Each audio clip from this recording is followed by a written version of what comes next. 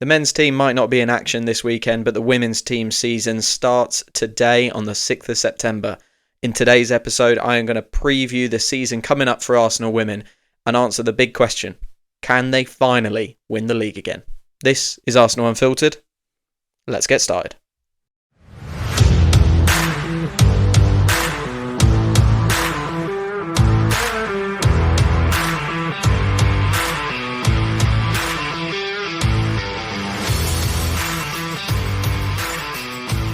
Hello and welcome back to Arsenal Unfiltered, your 3 times a week dose of Arsenal coverage with me, your host Mark.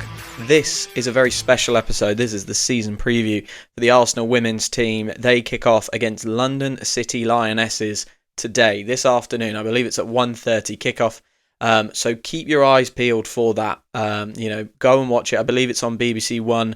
Really exciting that we are finally underway. Yes, 1:30 on BBC.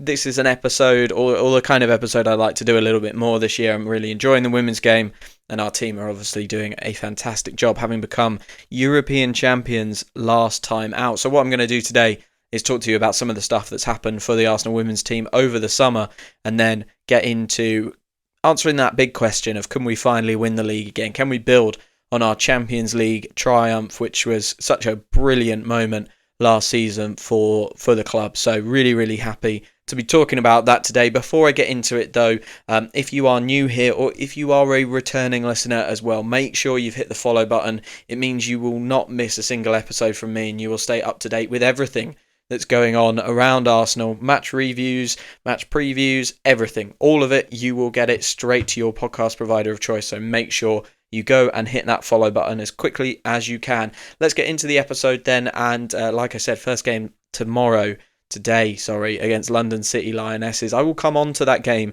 in a little bit more detail because there's some interesting subplots going on that I'd like to talk about a little bit. But let's start by updating you on what's happened over the summer. So transfers, obviously a massive thing that happened over the summer, and Arsenal have been very busy. The first piece of business that they did was they wrapped up Chloe Kelly on a permanent transfer. Chloe Kelly, who had been on loan from Manchester City second half of last season, a really brilliant story from her. And what a 6 months she had. She wanted to give up football, like everything was going wrong at Manchester City. She came back to Arsenal and all of a sudden her world flipped upside down. She became European champion with Arsenal, and then obviously the England women won the Euros as well, and she was a huge part of that team. An unbelievable 6 months, and then a brilliant announcement, a video much earlier in the summer, actually, a long time ago it feels like now, to bring Chloe Kelly home and make sure we have her for this season. 3 more transfers happened for Arsenal after Chloe came in. Taylor Hines, a fullback from Liverpool. Well, she plays kind of up and down that left-hand side. Really highly rated, and that was an early piece of business that we did. Not the only player we brought from Liverpool. I'll come on to the other one. We also signed Annika Bork. I believe I'm saying that right, from Wolfsburg as a goalkeeper.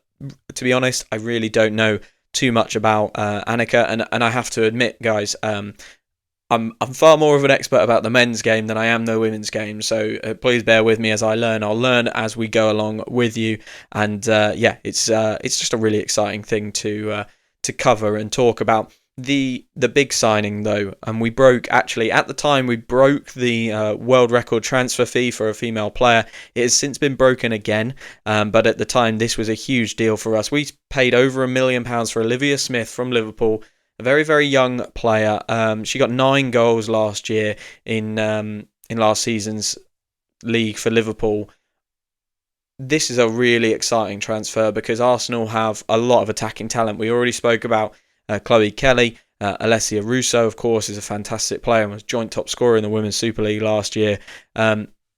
Caldente as well, fantastic players. We've even got Beth Mead on the bench, a really good right winger. So to add someone of Olivia Smith's quality is really exciting, and she's a very young player as well. So to be fair, guys, I must mention this. If you're thinking 9 goals, that doesn't sound like much for a world record transfer. She's very young, Olivia Smith, very young, and they play way less games. So that's something you've got to put into context. Alessia Russo was the top scorer last season with 12 in the Women's Super League. Seems very low. They only played 22 games to the men's team's 38. So actually 12 is a huge amount, and 9 is a very good return as well. So just something to bear in mind that I hadn't quite realised or made that comparison. But yeah, Olivia Smith, she kind of plays, she can play up front, but she can play off the right as well.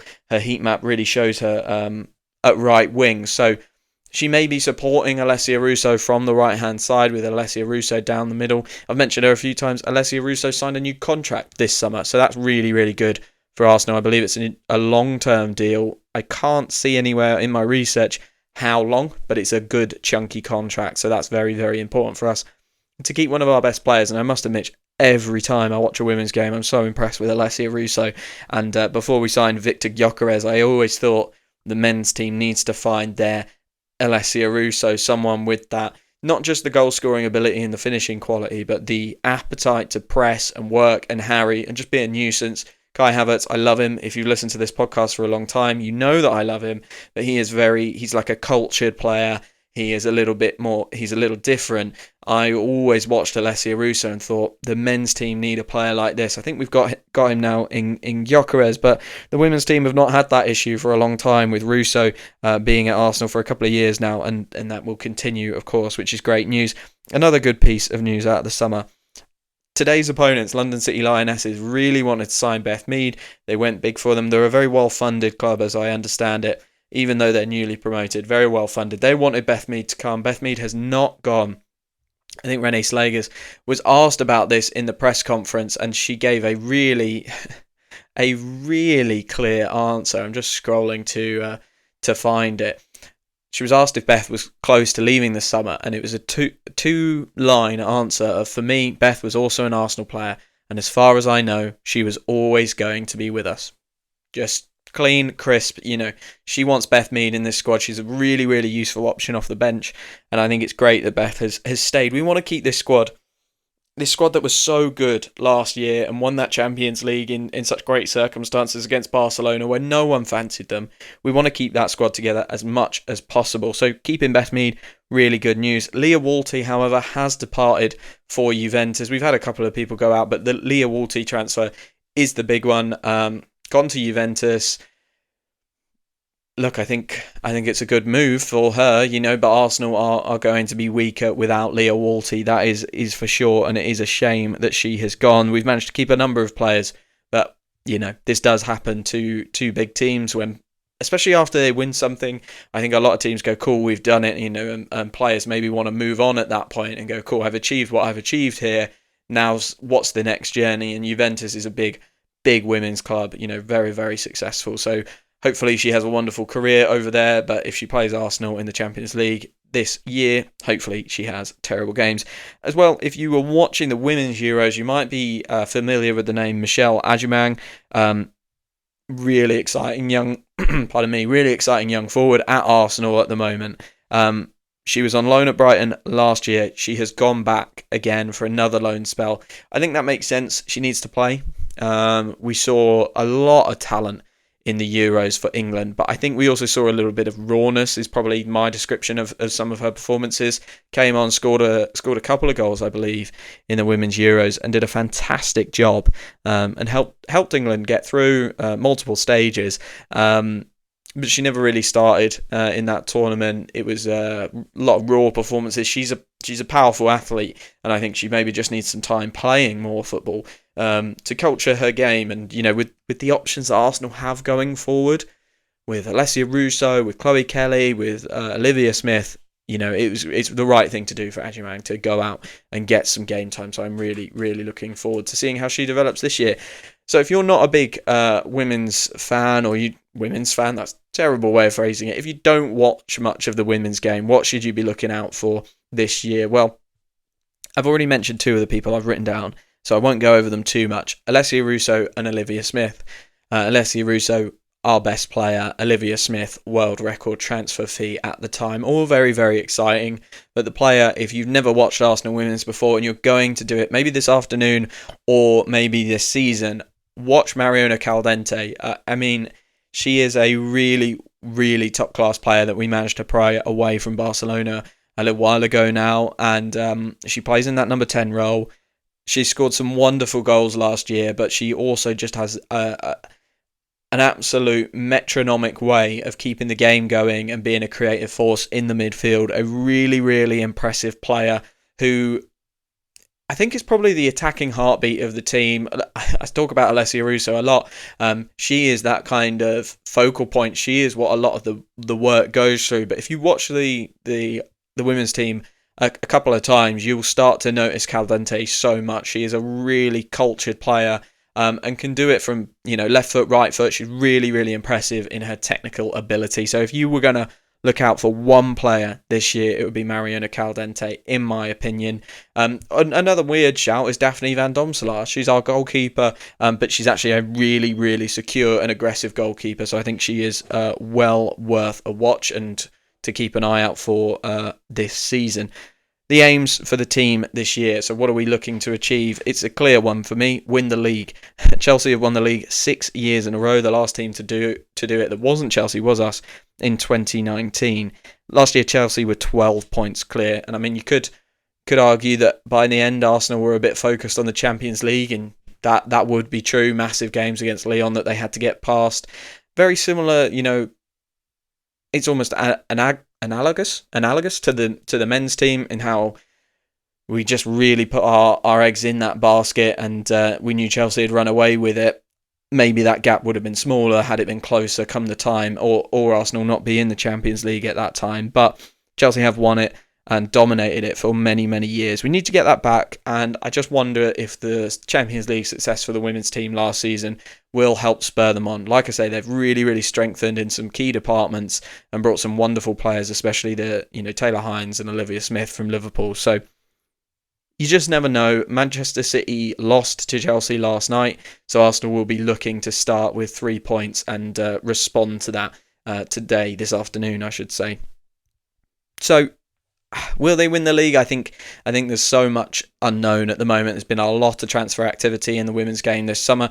Like I say, the record's been broken once, twice, I think maybe even 3 times. So it's a lot to look out for. There's going to be a lot of change. The new teams are interesting. Like I say, London City Lionesses, they are a new team in the league and they have been well backed financially. So it will not be an easy game this afternoon, but hopefully we can start with 3 points. My final thing to say on this is, if you've never been to the Emirates before, if you've never been lucky enough to get a men's game ticket, they are really hard to get at the moment. I'm struggling to get them. So, it is really difficult, but you want to go to a game, go to one of the women's games. You can get these tickets. They are really, really available, and the women's team needs our support. Last year, we broke records for women's team attendances, women's Super League attendances, regularly fill out the Emirates for the Tottenham home game.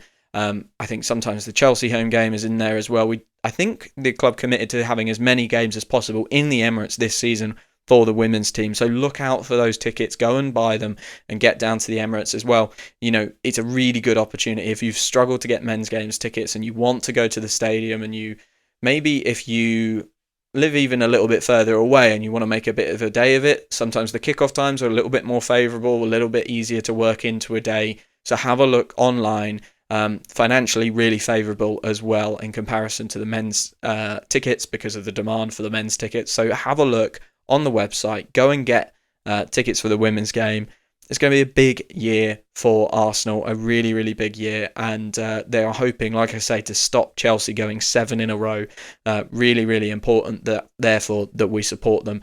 And we make sure the Emirates becomes a little bit of a fortress for the women's team in the same way it is for the men's team. I'm going to leave it there for this season preview episode. Really enjoyed that one, and I hope you did as well. Like I said at the start, if you did enjoy the episode, go and find the follow button on your podcast provider of choice, hit follow, and you'll get 3 episodes every single week from me. Coming up over the next week, we'll probably look back at how some of the first week of the international break has gone for the men's side. Marino has scored a goal. Martin Zubamendi's done well. We've seen 45 minutes from Ødegaard. And of course, later today, Eze, Declan Rice, Miles Lewis-Skelly, and Noni Madueke are probably in action for England against Andorra. So we'll look at how those fellas have done as well. All that's left to say, guys, is thank you for following, thank you for listening, and I will speak to you very, very soon.